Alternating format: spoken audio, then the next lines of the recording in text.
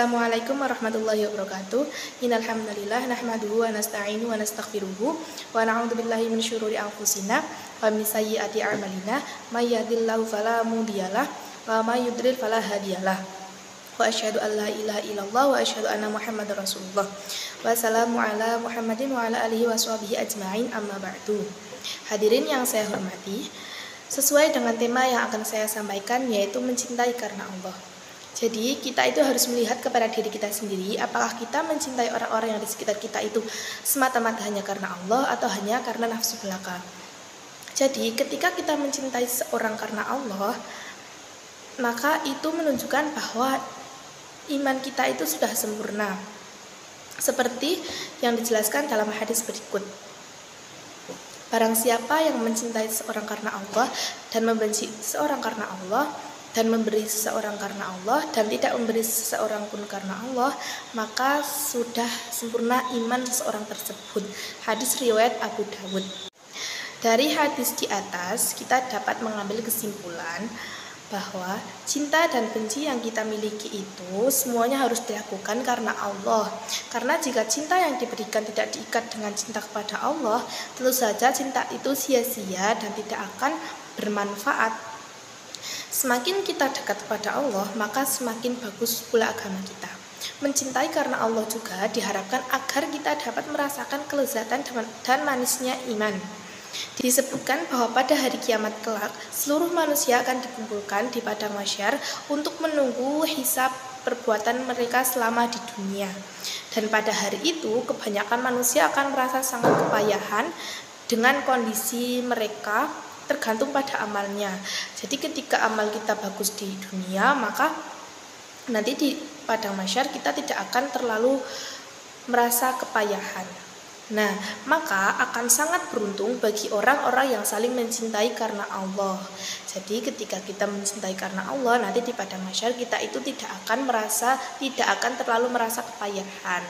Sekian yang dapat saya sampaikan, kurang lebihnya saya mohon maaf.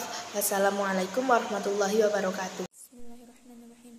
Assalamualaikum warahmatullahi wabarakatuh.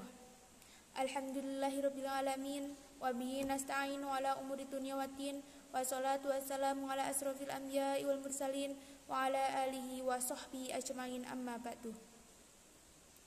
Yang terhormat Kepala Madrasah Mandua Wonosobo, Bapak Sunaryo SPT MM. Yang saya hormati Pak Dedi selaku Guru Bahasa Indonesia serta teman-teman yang saya banggakan. Pertama-tama marilah kita panjatkan puji syukur atas kehadirat Allah Subhanahu wa taala, yang atas limpahan rahmat, nikmat dan karunia-Nya lah kita bisa berkumpul dalam keadaan sehat walafiat tanpa halangan suatu apapun. Salawat serta salam tak lupa kita curahkan kepada junjungan kita Nabi Agung Muhammad SAW, yang semoga kita mendapat syafaatnya di yaumil akhir nanti. Amin. Pada kesempatan kali ini saya akan mengulas sedikit tentang pentingnya menjaga lisan. Kalian pasti pernah mendengar ungkapan mulutmu adalah harimaumu. Ungkapan ini berarti mulut bisa menjadi senjata tajam yang dapat menyakiti perasaan orang lain jika tidak dijaga. Dalam sebuah hadis yang diriwayatkan Bukhari, Rasulullah SAW bersabda, "Man kana yu'minu billahi wal yawmil akhir falyaqul khairan aw liyasmut." Barang siapa yang beriman kepada Allah dan hari akhir, hendaklah dia berkata baik atau diam. Dalam hadis tersebut jelas kita diperintahkan untuk menjaga lisan kita. Janganlah kita gunakan lisan kita untuk berkata yang buruk, mencela, mengumpat, dan lain-lain. Sebagaimana firman Allah dalam surat Al-Humayyah ayat 1. Bismillahirrahmanirrahim. Wailul likulli humazatil lumazah. Artinya, celakalah bagi setiap pengumpat lagi pencela. Keselamatan kita sebagai manusia tergantung dari bisa tidaknya kita menjaga lisan ini. Sebagaimana hadis yang diriwayatkan oleh Bukhari, Rasulullah SAW bersabda,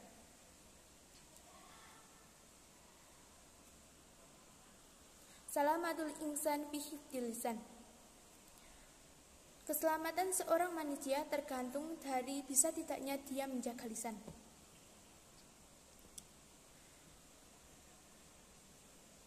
Ayo, mulai sekarang kita bersama-sama menjaga lisan ini. Janganlah kita berkata yang buruk, kasar, yang dapat menyakiti perasaan orang lain. Demikian yang dapat saya sampaikan. Jika ada kata-kata yang kurang berkenan, saya mohon maaf. Wabillahi taufiq wal hidayah. Wassalamualaikum warahmatullahi wabarakatuh. Assalamualaikum warahmatullahi wabarakatuh. Alhamdulillahi rabbil alamin. Hamdan yuwafi ni'amahu wa yukafi'u mazidah. Ya Rabbana lakal hamdu kama yanbaghi li jalalika wajhikal karim wa adimi sultanik. Asyhadu an la ilaha illallah wa asyhadu anna Muhammadan abduhu wa rasuluh. Ma'asyiral muslimin rahimakumullah. Menjadi sebuah keniscayaan bagi kita untuk senantiasa meningkatkan ketakwaan kepada Allah Subhanahu wa taala melalui langkah menjalankan segala perintahnya dan menjauhi segala larangannya. Pentingnya perihal ini, maka berwasiat takwa menjadi salah satu rukun dan kewajiban yang harus dilakukan oleh kita semua. Mengungkapkan rasa syukur juga menjadi sebuah kewajiban bagi kita semua atas karunia nikmat tiada tara yang diberikan oleh Allah Subhanahu wa taala. Ma'asyiral muslimin rahimakumullah. Di antara nikmat yang harus kita syukuri adalah dianugerahkannya nikmat kemerdekaan dan keamanan di tanah air Indonesia ini. Kondisi yang kita rasakan saat ini bukan tiba-tiba datang begitu saja. Akan tetapi keamanan dan kenyamanan ini adalah berkat wasiat para pahlawan dan perjuangan para pahlawan yang telah mendahului kita. Mereka berjuang dengan pengorbanan jiwa raga dan berhasil mengusir penjajah dari bumi pertiwi. Sebagai orang yang pandai bersyukur, jangan sampai kita lupa rasakan pengorbanan jiwa raga yang telah diperjuangkan oleh para pahlawan. Ma'asyiral muslimin rahimakumullah. Para pahlawan dulu berjuang untuk mengusir para penjajah dengan kebodohan dan ketertinggalan, maka tugas kita saat ini adalah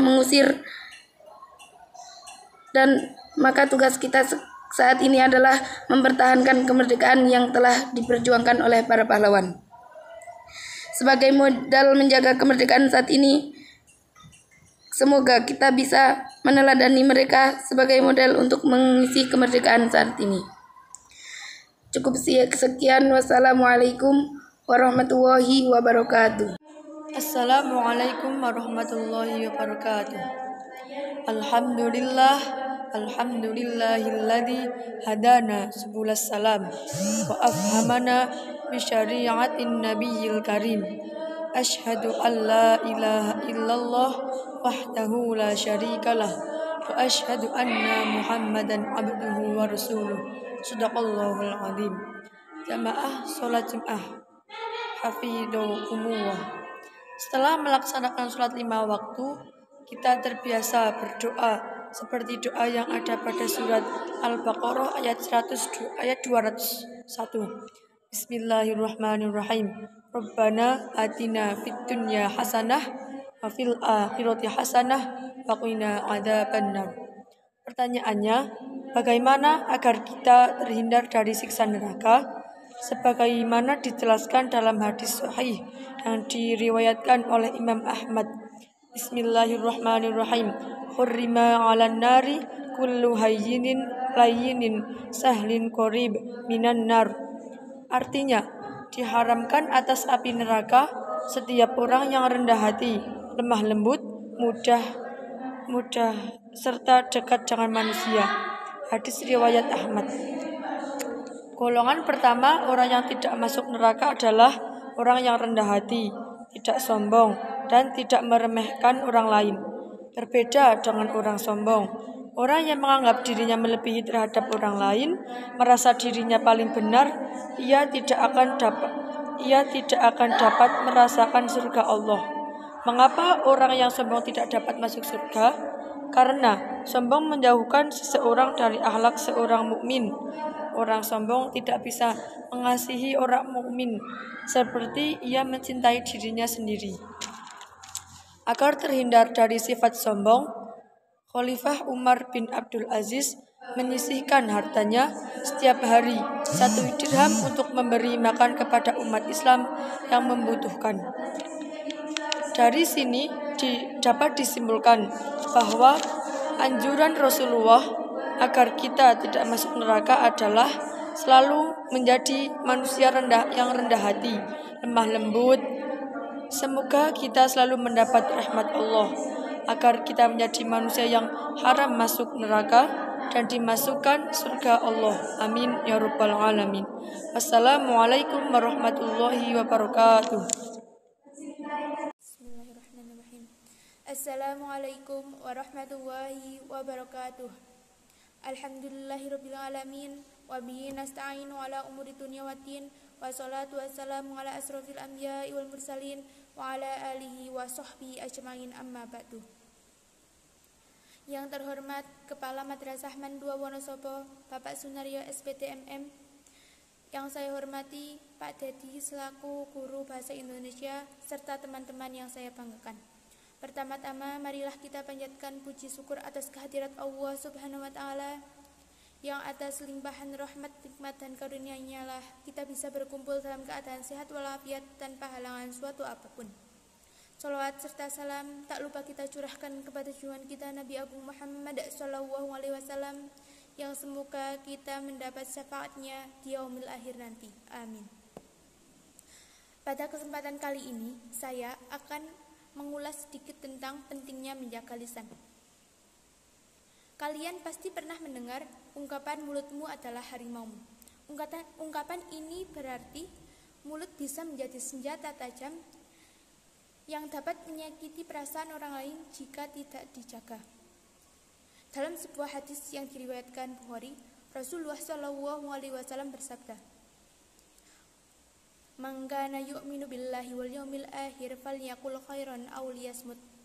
Barang siapa yang beriman kepada Allah dan hari akhir, hendaklah dia berkata baik atau diam. Dalam hadis tersebut jelas kita diperintahkan untuk menjaga lisan kita. Janganlah kita gunakan lisan kita untuk berkata yang buruk, mencela, mengumpat, dan lain-lain. Sebagaimana firman Allah dalam surat Al-Humayyah ayat 1. Bismillahirrahmanirrahim. Wailul likulli humazatil lumazah. Artinya, celakalah bagi setiap pengumpat lagi pencela. Keselamatan kita sebagai manusia tergantung dari bisa tidaknya kita menjaga lisan ini. Sebagaimana hadis yang diriwayatkan oleh Bukhari, Rasulullah SAW bersabda,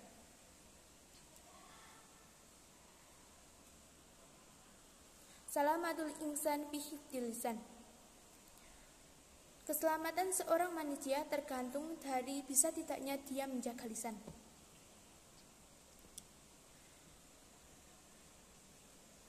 Ayo, mulai sekarang kita bersama-sama menjaga lisan ini.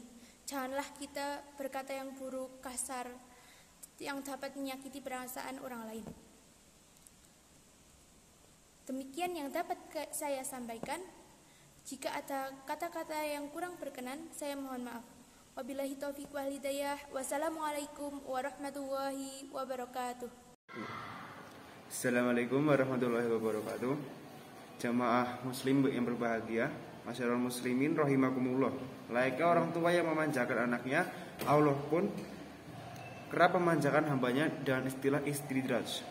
Muhammad Hasbi Asy-Syibi dalam tafsir Al-Quran Al-Masjid Al-Nur tahun 2000 jilid 5 menerangkan bahwa istidraj adalah pemanjaan agar tidak terjerumus kepada kehinaan. Mereka mengira melalui berbagai kenikmatan Allah sedang memberikan kemuliaan, padahal Allah sedang memberikan penghinaan perlahan-lahan dan bahkan membinasakan.